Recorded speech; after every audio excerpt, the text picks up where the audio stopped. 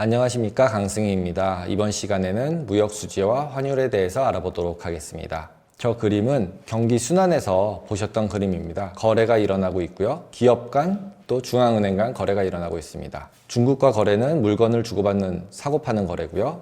그 다음에 중앙은행 간 거래는 통화수합을 하는 거래입니다. 그러면 중앙은행 간 통화수합을 하는 거래에 대해서 알아보도록 하겠습니다. 중앙은행 간 통화수합을 하게 되면 어떤 이점이 있을까요? 그리고 언제 사용하게 될까요? 한국과 스위스 간 통화수합을 했고 한국과 미국과 통화수합을 했습니다. 통화수합이란 건 약속입니다. 서로 어떤 사건이 발생했을 때 달러를 주고 저희는 원화를 주겠다라는 약속입니다. 그러면 이 통화수합은 자국 거래가 불안정해졌을 때 통화수합을 하게 됩니다. 그리고 외국 통화, 달러가 저희가 보유하고 없는데 어디선가 달러를 달라고 그럴 때 통화수합을 통해서 통화를 받아서 주는 역할을 하게 됩니다. 외국 통화를 지급해야 되는데 지급할 수 없을 때죠. 근본적으로 얘기하면. 그래서 외화를 빌리는 것과 같은 효과가 일어납니다. 미국이 금융위기, 코로나 사태 등 글로벌 위기 상황에서 각국의 중앙은행들은 양자 간의 통합, 수합 거래를 체결을 했습니다. 그를 통해서 환율 안정 효과를 얻었죠. 무역수지에 대해서 알아보도록 하겠습니다. 무역수지는 GDP에 포함이 되어 있습니다.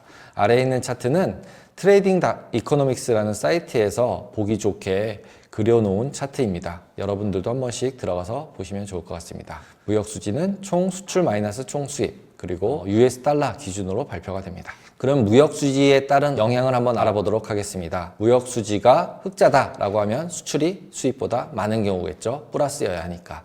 무역수지 적자다 하면 수출이 수입보다 적은 상태가 될 것입니다. 그러면 수출이 더 많아요. 수출이 더 많으면 통화량이 증가할까요? 줄어들까요? 수출이 더 많으니까 달러를 받았잖아요. 달러를 받았으면 우리나라 가지고 들어왔으니까 원화로 바꾸겠죠. 대부분은 원화로 바꾸게 되면 원화를 사야 되겠죠. 달러를 받았으니까. 그래서 달러를 팔고 원화를 사게 됩니다. 그러니까 원화가 강세가 되겠죠. 그리고 좀 안 판 돈이 있다면 외환보유고가 증가하겠죠. 원화가 더 늘어났으니까 물가가 상승하게 되고요. 고용 증가되고 기업 매출도 증가되겠죠. 수출해서 수익이 많이 났을 테니까요.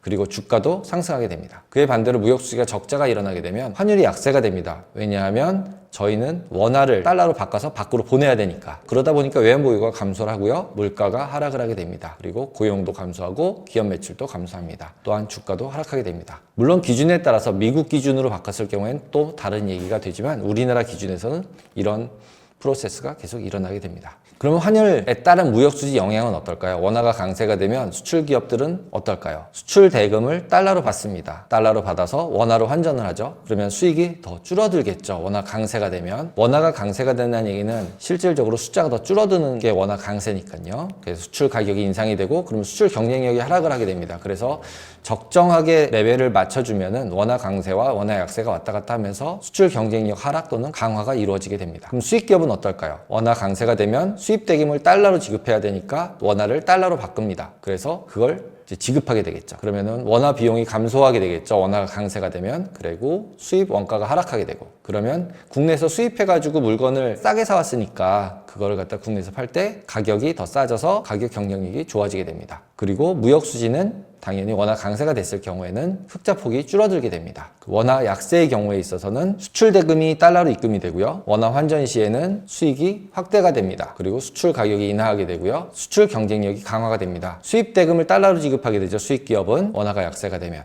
그러면 원화 비용이 증가하게 되고 수입 원가가 상승하게 되고 국내에서 판매되는 수입 상품의 가격은 경쟁력을 하락을 하게 될 것입니다.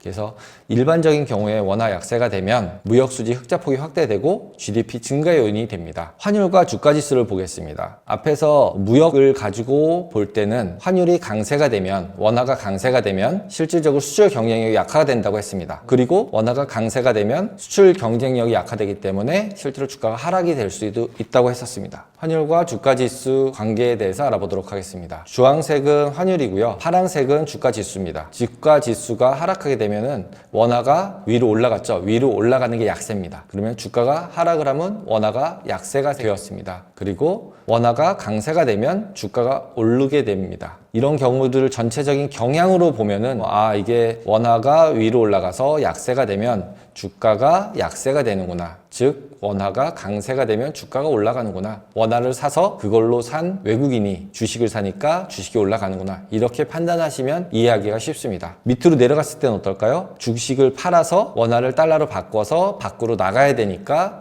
원화가 약세가 되는구나 라고 생각하시면 됩니다. 그걸 좀 더 그림을 그려보면 외국인이 주식을 투자할 경우에 있어서는 외국인이 한국 주식을 매수한다 라고 하려면 원화가 있어야 되죠. 달러로 원화 주식을 매수할 수 없습니다. 그래서 원화를 매수할 때 달러를 팔고 원화를 매수했습니다. 그래서 원화 강세 요인이 되고요. 그러면 그 돈으로 주식을 샀겠죠? 그러면 주식 강세가 되겠죠. 그러면 거꾸로 주식을 매도했을 때는 외국인이 주식을 많이 매도해서 주식이 약세가 됐다 라고 하면 주식을 팔았으니까 어떻게 할까요? 원화를 받은 돈을 다시 매도하고 달러를 사가지고 밖으로 나가겠죠. 그래서 원화 약세 요인이 됩니다. 그래서 이번 시간에는 무역 수지랑 환율이 주식시장에 어떻게 연동되는지 알아보았습니다. 감사합니다.